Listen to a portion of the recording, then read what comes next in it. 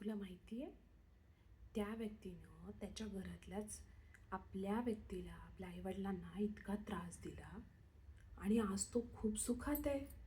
काही फरक पडत नाही त्याला. कसं काय काही फरक पडत नाही? आणखीन प्रगती करतोय तो. अरे प्रगती करणारच तो.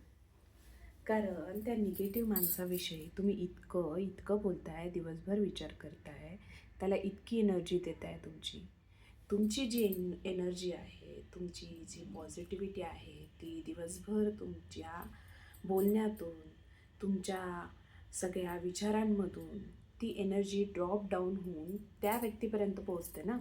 त्या व्यक्तीला सगळी एनर्जी भेटली, मग ते ग्रो करणारच ती व्यक्ती.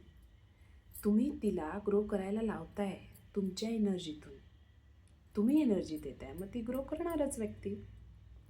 तुमची एनर्जी कट करून तुमच्याकडे वळवा ना, मग तुम्ही ग्रो होसाल. ज्या व्यक्तीने सगळ्यांना त्रास दिला त्याच्याविषयी दिवसभर विचार करून, दिवसभर बोलून तुम्हाला काय भेटतं त्याला देऊन हे सगळे विचार, हे सगळे एनर्जी, ती एनर्जी तुमच्यामध्ये घालवा ना. तुमच्या एनर्जीला प्रोत्साहित करा. तुमची एनर्जी त्याला का देताय? बंद करा. कारण कळत नकळतपणे तुम्ही त्याचे पाप कमी करताय त्याच्याविषयी बोलून.